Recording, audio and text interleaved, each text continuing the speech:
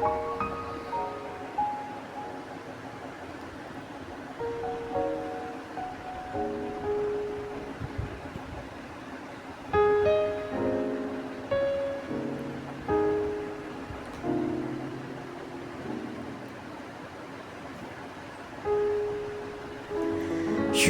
সকাল। কেমন আছো তোমরা সবাই? আশা করছি তোমরা সবাই ভালো আছো, সুস্থ আছো। আমি মোটামুটি ভালো আছি। আজ হলো শনিবার। আমার আরও একটি নতুন ব্লগে তোমাদের সবাইকে স্বাগত। সকালবেলা আমি বিছানাটা গুছিয়ে নিচ্ছি। বন্ধুরা, আজকে আমার ব্লগটা তোমাদের কাছে ভালো লাগলে প্লিজ একটা লাইক দিয়ে ভিডিওটা দেখা শুরু করো, কমেন্টে জানিও, শেয়ার করো। আর নতুন বন্ধু হয়ে থাকলে অবশ্যই আমার চ্যানেলটি সাবস্ক্রাইব করে আমার পাশে থেকো। সকালবেলা বিছানাটা ঠিকঠাকভাবে পরিপাটি করে গোছানোটা একটা বিরাট কাজ, তাই না? আর বিছানাটা গোছানো থাকলে মনে হয় যেন একটা ঘরের অনেকটা কাজ সম্পূর্ণ হলো, ভালো লাগে। আর বিছানা এলোমেলো থাকলে মাথাটা খারাপ হয়ে যায়। আমি বিছানাটা এখন ঠিক করব, কিছুক্ষণ বাদে এসে দেখব আমার মেয়ে একটু না একটু হলেও এলোমেলো করে দিয়েছে। কি করব বলো, বাচ্চা মানুষ তো। যাই হোক, বিছানাটা গোছানোর পরে তারপর বাদবাকি সমস্ত কাজ করে নেব। সম্পূর্ণ ভিডিওটা দেখার অনুরোধ রইল। আশা করছি একটু হলেও ভালো লাগবে।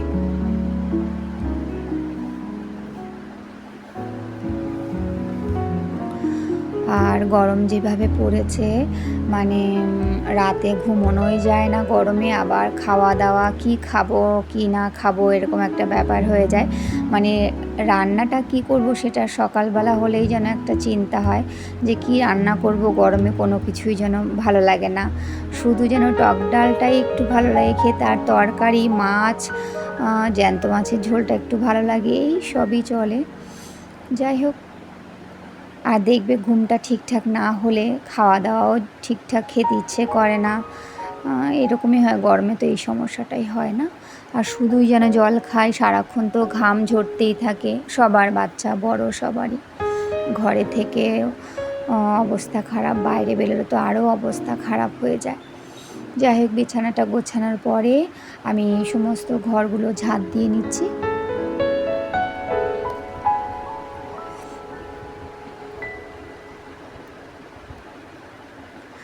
আর আমার মেয়ে যেহেতু একটু বেলা করে ওঠে, তাই বিছানাটা তুলতেও আমার একটু দেরি হয়।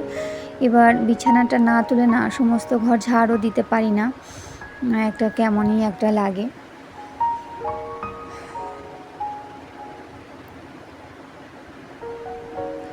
আর জানো, সকাল থেকে না ঠিক এই সময়টাই একটু চা বিস্কুট খেয়ে নিয়েছি। আর গরমে তো, আর তোমরা অনেকেই জানো আমার তো চা খাওয়ার একদমই কোনো নেশা নেই।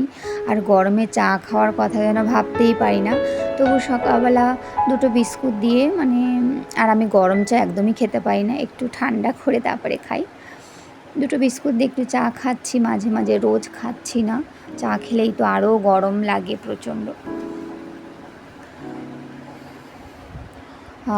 তারপরে মেয়ে তো উঠে সামনের ঘরে বসেছিল, এবার ওকে দিয়ে ফুলগুলো তোলালাম। আর অল্প কটা ফুল আছে, আর ও সকালবেলা ছাদে উঠে ফুল তুলতে দেখছি বেশ ভালোবাসে, তাই ওকেই দিয়ে দিই যে ঠিক আছে চলো, একটু ছাদে হাওয়া খাওয়া হবে, একটু হাঁটাচলা হবে, সাথে ফুলগুলোও তোলা হবে।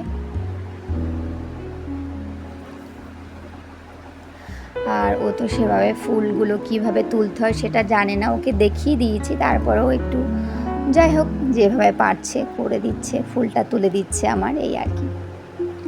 চলো, ফুলগুলো তোলা হয়ে গেছে, আর প্রচণ্ড রোদ উঠেছে, তাড়াতাড়ি করে নিচে নেমে যাই। তারপরে তো টিফিন খাওয়ার আয়োজন করতে হবে।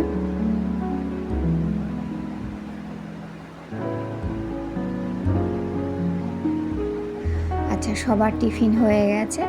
এবার না আজকে সকালবেলা থেকে একটা ইচ্ছে হয়েছে মনে, জানো, সেটা হলো জানি না কেন আলু ভাজা দিয়ে দুটো রুটি খাবো, এই ইচ্ছে হয়েছে সকাল থেকে। আর এরকম শুকনোভাবে রুটি আমি একদমই খেতে পারি না, আর রুটি খাওয়ার তো কোনো অভ্যাস নেই আমার, মাঝে মধ্যে একটু খাই। তবে যখনই খাওয়া হয় তোমাদেরকে দেখানো হয় আর কি, বেশিরভাগ সময় দেখিয়ে থাকি। আর আমি বেশিরভাগ সবজি দিয়েই রুটি খাই।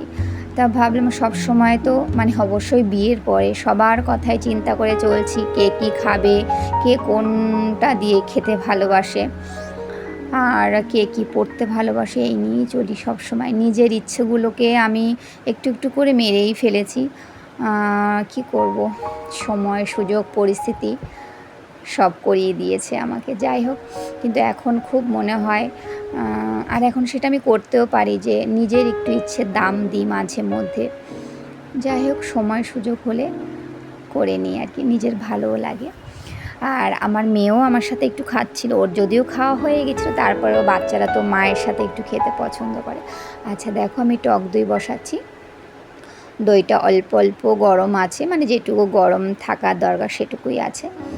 আর দই মাখিয়ে নিয়েছিলাম এই হাঁড়িটার মধ্যে। আর দেখো কখন যেন এরকম হয়ে গেছে, এই ভিডিওর এই অংশটুকু এরকম হয়ে গেছে। তোমরা একটু প্লিজ একটু কিছু মনে করো না, একটু মানিয়ে নিও। বুঝতে পারিনি না তো, আমি এডিট করতে বসে দেখি যে ভিডিওটা কখন যেন এরকম হয়ে গেছে, মানে এই অংশটুকু। যাই হোক, এখন আমি ঢাকা দিয়ে দুটো মোটা কাপড় দিয়ে চাপা দিয়ে রেখে দেব, আমি পরের দিনই এটা তুলব। আর এখানে দেখো, আজকে রান্না করছি মানে ঝিঙে আলু পোস্ত। এটা খেতে ইচ্ছে করছিল, আর এটা সম্পূর্ণই আমার মায়ের রেসিপি। আমার মা এভাবে ঝিঙে আলু পোস্ত করতো। আর সর্ষের তেলের মধ্যে আমি কালো জিরে আর শুকনো লঙ্কা ফোড়ন দিয়ে আমি আলুটা একটু ভাজা ভাজা করে নেব, তারপরে ঝিঙেগুলো দিয়ে দেবো। আর একটা ঝিঙেই ছিল, একটু বড় ছিল ঝিঙেটা, আমি রেখে দিয়েছিলাম যে ঘরে তো পোস্ত আছে, একদিন একটু ঝিঙে পোস্ত বানাবো, কারণ আমার বর এটা খেতে ভীষণ পছন্দ করে। আমি অবশ্য এটা এখন আর বেশি ভালোবাসি না। আর টমেটোটাও দিয়ে দেবো, একটু নেড়ে চেড়ে, তারপর নুন হলুদ পোস্ত বাটা সবই দিয়ে দেবো, সামান্য নুন দিয়ে দিলাম। আর এখানে দেখো, আমি যখন হলুদটা দিতে গেলাম তখন না এই খুন্তির মাথাতে লেগে হলুদটা পড়ে গেল এই ওভেনটার ওপরে পড়েছে, আর বাদ বাকি কিছুটা সবজির মধ্যে পড়েছে। আর একটু আমি দিয়ে দিলাম হলুদ। যাকে এবার নেড়ে চেড়ে পোস্তটা দিয়ে দেবো। আর পোস্ত বাটার মধ্যে আমি একটা লঙ্কা দিয়েছি আর খানিকটা পেঁয়াজ দিয়েছি। আর দেখো, সামান্য একটু, খুবই সামান্য একটু চিনি দিলাম, একটু পেঁয়াজ আর একটা কাঁচা লঙ্কা দিয়ে আমি পোস্তটা বেটে নিয়েছি। এখন আমি পোস্তটা দিয়ে দিলাম। এবার এটা দিয়ে ততক্ষণ পর্যন্ত কষাতে থাকবো, পোস্তটা থেকে যতক্ষণ না তেল বেরিয়ে আসে ততক্ষণ পর্যন্ত আমি কষাতে থাকবো। আমার শ্বশুরবাড়িতে এই রান্নাটা মানে পোস্ত দিয়ে রান্নাবান্না কখনোই আমার শাশুড়ি মা করেননি। এই সবজিটা খাওয়া শিখেছে সম্পূর্ণ, মানে আমাদের বিয়ে হওয়ার পরে আমার হাজব্যান্ড আমার বাবা বাড়ি থেকে এই খাওয়াটা শিখেছে। আমার মা মাঝে মাঝে যখনই যেতাম তখনই এই গরমের সময়টা আমার হাজব্যান্ডকে করে খাওয়াতো, আমিও খেতাম, মানে বাপের বাড়িতে সবাই পছন্দ করতাম। কিন্তু আমার এখন আর এটা ভালো লাগে না। তো আমার হাজব্যান্ড পছন্দ করে বলেই যে আমার মা তো ওকে করে খাওয়াতো, আর এখন আর আমার মা তো খাওয়াতে পারবে না, মা তো আমার হারিয়েই গেছে। তাই আমার হাজব্যান্ডের কথা ভেবেই আমি এই রেসিপিটা করছি।